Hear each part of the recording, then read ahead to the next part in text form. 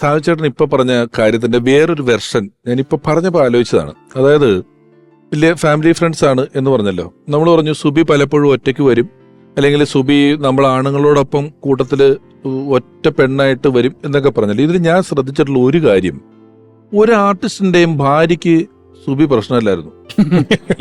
ഞാൻ പറഞ്ഞ പോയിന്റ് കാരണം ഇപ്പൊ നമ്മളോട് ഏതെങ്കിലും ഒരു പെണ്ണ് ഒരുപാട് സ്വാതന്ത്ര്യത്തിൽ പെരുമാറുകയൊക്കെ ചെയ്താൽ നമ്മുടെ ഭാര്യ ഒരു പ്രശ്നം ഉണ്ടാക്കാനുണ്ട് കണക്കുപ്രകാരം.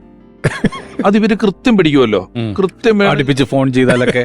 ഞാൻ പലപ്പോഴും കണ്ടിട്ടുണ്ട് പല ഭാര്യമാർക്ക് ഈ നമ്മുടെയാണ് ഒരു പരിധി വിട്ട സൗഹൃദം കാണിക്കുക, ഒപ്പം നിൽക്കുക, ഒപ്പം പോവുക എന്നൊക്കെ പറഞ്ഞാൽ പറ്റില്ലേ.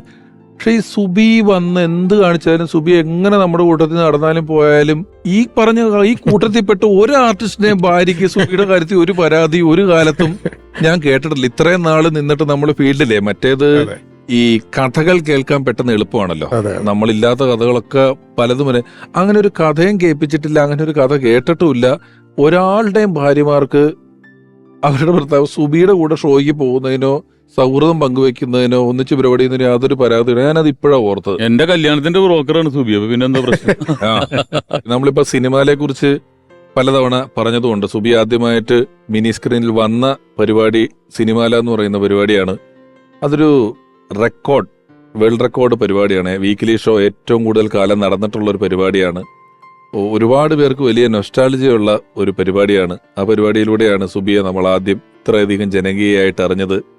അതിലെ മറ്റൊരു വലിയ പ്രത്യേകത, അതിന്റെ സംവിധായക എന്ന് പറയുന്നത് ഒരു സ്ത്രീ തന്നെയാണ് എന്നുള്ളതാണ്. നമ്മൾ സുബിക്ക് പറഞ്ഞ ഒരുപാട് ക്വാളിറ്റീസ്, ഒരുപാട് ആണുങ്ങളുടെ കൂട്ടത്തിൽ ഒരു പ്രശ്നമില്ലാതെ ആണുങ്ങളെ വലിയ ആൾക്കാരെ ഭരിച്ചിരുന്ന, ആര് വിളിച്ചാൽ ഇങ്ങോട്ട് പോകാന്ന് പറഞ്ഞാൽ അങ്ങോട്ട് പോകുന്ന 10-15 ആൾക്കാരെ 10-20 കൊല്ലം നേർവഴിക്ക് നടത്തിയ ഒരാളാണ്. വളരെ സ്നേഹപൂർവ്വം ഞാൻ ഈ പരിപാടിയിലേക്ക് ഒരാളെ വിളിക്കുന്നു. അങ്ങനെ ഇങ്ങനെയൊന്നും മറ്റ് ചാനലുകളിൽ, മറ്റ് TV പരിപാടികളിൽ ഈ മുഖം കണ്ടിട്ടില്ല. പക്ഷെ TV-യിൽ എഴുതി കാണിക്കുന്ന പേരുകളിൽ എത്രയോ വർഷങ്ങളോളം എഴുതി കാണിച്ചിട്ടുള്ള പേരുകളിലൊന്നാണ്. സ്നേഹപൂർവ്വം ഈ പരിപാടിയിലേക്ക് സ്വാഗതം ചെയ്യുന്നു ഡയാന സിൽവസ്റ്റർ.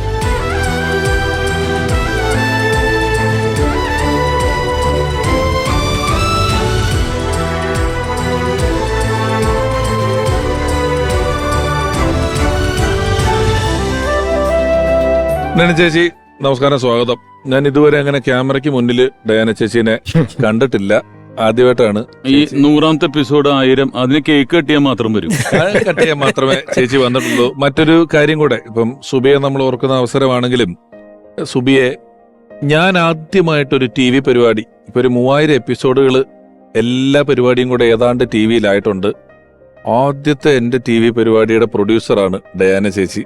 അപ്പം ഡയാന ചേച്ചി ഒരു പരിപാടിയിൽ ഇങ്ങനെ വരിക, ഇരിക്കുക, ഒപ്പം നിൽക്കുക എന്നൊക്കെ പറയുന്നത് എന്നെ സംബന്ധിച്ചും അതൊരു അനുഭവമാണ്.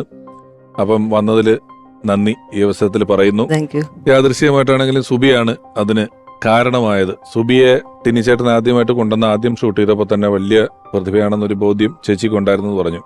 ചേച്ചിക്ക് ഒരു കാലത്ത് നമ്മൾ എന്ത് പറഞ്ഞാലും സുബി എന്ന് പറയുന്നൊരു സമയം ഉണ്ടായിരുന്നു. ഒരു പരിപാടി മറ്റേ അവതരിപ്പിക്കാൻ അത് സുബിയൊക്കെ ആയിരിക്കും. ചേച്ചി വേറെ ചില പരിപാടികൾ, പാചകരംഗം ചേച്ചിക്ക് ചിലപ്പോൾ ചാനൽ പറയും, അതിൽ നിന്ന് ഒരു പാചക ഷോ തുടങ്ങാൻ, ശരി നമുക്ക് സുബിയെ വെച്ച് ചെയ്യാന്ന് പറഞ്ഞാൽ അവസാനം ചാനലിൽ നിന്ന് ചോദിച്ചിട്ടുണ്ട്, വേറെ ആരും അറിയത്തില്ലെന്ന്.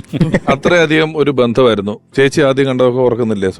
തീർച്ചയായിട്ടും പിഷാരടി നല്ല ഓർമ്മയുണ്ട്. കാരണം 1999-ലാണ് സുബിനെ ആദ്യമായിട്ട് കാണുന്നത്. അത് കറക്റ്റായിട്ട് ഇയർ ഓർക്കാൻ കാരണം അന്നൊരു പുതിയ ചാനൽ തുടങ്ങുമായിരുന്നു. അപ്പോൾ ഓണത്തിനൊരു സ്പെഷ്യൽ എപ്പിസോഡ് ചെയ്യണം. അതൊരു സ്പെഷ്യൽ ഷോ ആയിരുന്നു, സിനിമകളുടെ ഒരു സ്പെഷ്യൽ ഷോ.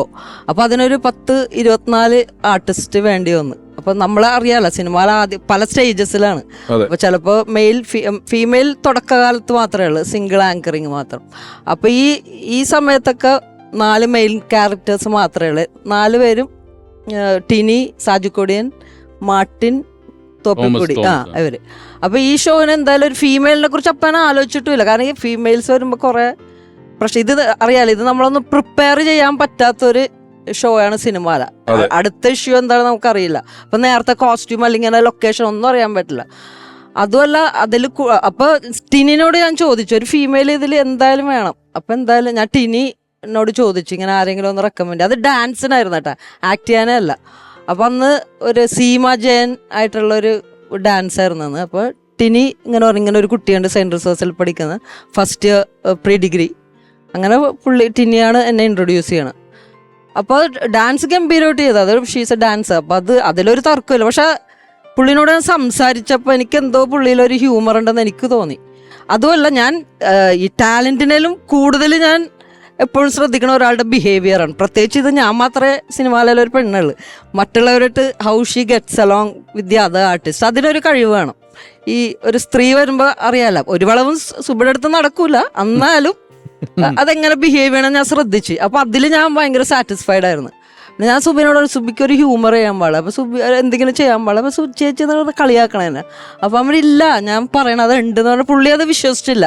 അപ്പം ഞാൻ എനിക്കൊരു കൺഫർമേഷന് വേണ്ടി തന്നെ ഞാൻ കുറച്ച് മാറി നിന്ന്, ഒരു ഒഫീഷ്യൽ ഇത് ഓഡിഷൻ എന്നൊന്നും പറയാൻ പറ്റില്ല, എനിക്ക് ഒരു സാറ്റിസ്ഫൈ ചെയ്യാൻ വേണ്ടി ഞാനിങ്ങനെ കുറേ കാര്യങ്ങൾ ചോദിച്ചു. അപ്പോൾ ഇങ്ങനെ പറഞ്ഞപ്പോൾ എനിക്ക് ഉറപ്പായിരുന്നു, എനിക്ക് ആലോചിക്കേണ്ടി വന്നില്ല, പുള്ളി ഒരു ഭയങ്കര കാലിബറുള്ള ഒരു വ്യക്തിയാണെന്ന് എനിക്ക് മനസ്സിലായി. പിന്നെ അടുത്ത എപ്പിസോഡ് തുടങ്ങി സുബി നമ്മുടെ ക്യാരക്ടറാണ്.